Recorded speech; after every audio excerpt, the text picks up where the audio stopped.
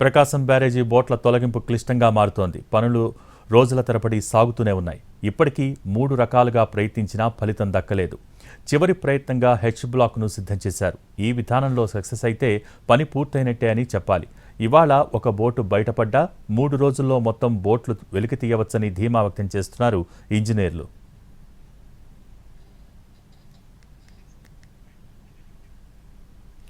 ప్రకాశం బ్యారేజీ వద్ద బోట్ల తొలగింపు ప్రక్రియలో నూతన విధానంపై మరింత సమాచారం మా ప్రతినిధి రామ్ అందిస్తారు. ప్రకాశం బ్యారేజీ బోట్ల తొలగింపు ప్రహసనంగా మారింది. దాదాపు 6 రోజులుగా ప్రయత్నిస్తున్న ఇవాళ 7వ రోజుకి చేరుకున్నా కూడా ఇంకా బోట్ల తొలగింపు ప్రక్రియలో పురోగతి అయితే ఇప్పటిదాకా కనిపించిన పరిస్థితి అయితే లేదు. దీనిలో హెచ్ బ్లాక్ విధానంలో ఒక కొత్త అమరికను రెడీ చేసుకుని వాటిని తేలియాడే విధంగా బయటికి తీసుకురావాలని ప్రయత్నం చేస్తున్నారు. అయితే అది ఏ విధంగా చేస్తున్నారు, ఆ తయారీ ఏంటి, ఆ యొక్క అమరిక వల్ల ఉపయోగం ఏంటి, ఇవన్నీ కూడా మనతో మాట్లాడడానికి సీనియర్ ఇంజనీర్ కృష్ణారావు ఉన్నారు. సార్ చెప్పండి, ఎట్లా అంటే ఈ విధంగా గనక తయారు చేసుకుంటే ఆ హెచ్ బ్లాక్ను సిద్ధం చేసుకుంటే దానివల్ల మనకు ఉండేటటువంటి ఉపయోగం ఏంటి, ఇది ఏ రకంగా దీన్ని ఆపరేట్ చేయబోతున్నారు? ఇప్పుడు మనం మొన్న చేసిన ప్రయత్నాలతో అది కొద్దిగా ముందుకు వచ్చింది. 15 మీటర్లు జరిగింది. కానీ అది బొక్కలు పడి ఉండటం లేకపోతే రంధ్రాలతో ఉండటం వలన మునిగిపోతుంది. అక్కడ ఉన్న పొక్లైన్తో చేస్తుంటే ఆ సామర్థ్యం సరిపోవట్లేదు, కింద ఆనిపోయింది.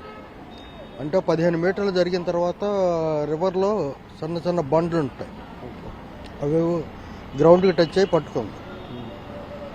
అందుకని ఇప్పుడు ఈ ప్రక్రియలో 2 బోట్లని ఆ బోటు దగ్గరికి పంపించి అది మధ్యలో ఉంటుంది. ఈ 2 బోట్లు దానికి సమాంతరంగా వెళ్ళి అక్కడ దీంట్లో ముందు నీళ్లు నింపుతారు, ఇవి కిందకి దిగుతాయి.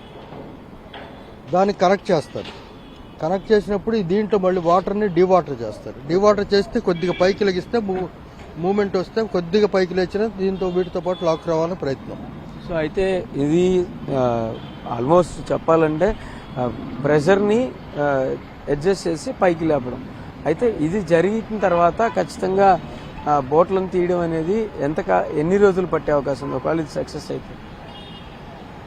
అయితే వెంటనే వచ్చేస్తూ ఉంటుంది మూమెంట్. అక్కడ భూమి నుంచి పైకి లేచింది అంటే ఈ ఏర్పాటుతో పైకి లేచిందంటే మిగతా ఉన్న సామర్థ్యంతో లాక్ రావడానికి ప్రయత్నం చేస్తాం. సో ఇవి అయ్యేటటువంటి అవకాశం అంటే ఎంతవరకు మీరు ఇది జరుగుతుందని అవకాశాలు ఉన్నాయని అనుకుంటున్నాం? మేము సక్సెస్ఫుల్గా తీసుకురాగలమని మా ప్రయత్నంతో మేము ప్రారంభించి చేస్తున్నాం. సక్సెస్ అవుతుందని అనుకుంటున్నాం. సో అంటే ఇది మొత్తం ఇంత వెయిట్, దీని ఓవరాల్ వెయిట్ ఎంత ఉంటుంది, ఈ చేసిన తర్వాత ఎంత లోడ్ని ఇది తీసుకోగలుగుతుంది? ఇది ఒక్కొక్కటి ఆ బోట్ల సైజు, ఇవి కూడా ఒక్కోటి 50 టన్నుల పైన ఉంటాయి.